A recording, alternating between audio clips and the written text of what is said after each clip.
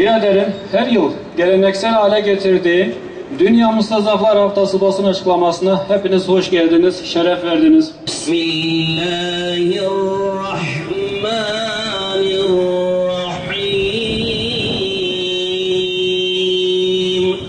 Tilke ayatul kitabil mubin. Olsun.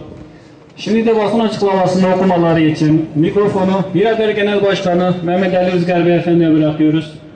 Tekbir! Allahu Ekber! Tekbir! Allahu Ekber! Tekbir! Allahu Ekber! Hamd, mazlumların ve müstazafların hamisi olan Allah Celle Celaluhu'dur.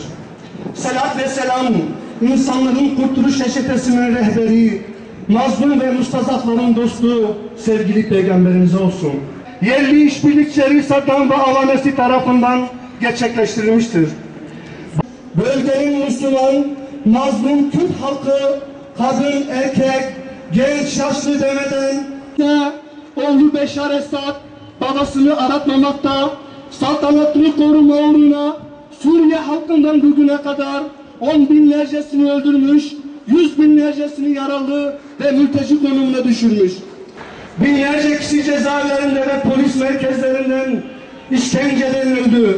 Halk açlık ve sefalet içinde yaşamını sürdürmek zorunda kaldı. 1994-2005 yılları arasında toplam nüfusu ancak 1 milyon olan Çeçen halkının 260 bini katledildi, 500 bine yakın Çeçen ise mülteci durumuna düşürüldü. Devletlerin desteğiyle Amerika Irak'a saldırdı. Müslümanlara karşı çağdaş Haçlı Seferi başlatıldı. Bunlara yapılan işkence ve kötü muamelelerin görüntüleri Amerikan barbarlığına sürülmüş ve ölüme terk edilmiş durumda. Öbür taraftan Mali'de işgalci Fransa ve işgalabı yapılıp Kur'an ve Arapça kitaplar yasaklandı. Kur'an-ı Kerimler toplatılıp yakıldı.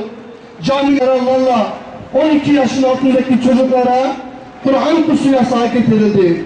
İmam hatiplerin ortak kısımları kapatıldı. Üniversitelerde başörtüsü yasaklandı. Zorunlu olan ilköğretimi başörtüsüyle okumak isteyen kız çocukları okullara alınmadı. Az bir fişleme operasyonu yürütüldü. Toplumun herkesini fişlendi. Zulme karşı omuz omuza! Zulme karşı omuz omuza! Zulme karşı omuz omuza! Allahu Ekber! Tekbir! Allahu Ekber! Tekbir! Allahu Ekber! Allahu Ekber! Allahu Ekber! La ilahe illallah! La ilahe illallah! Muhammed Resulullah! Muhammed Resulullah!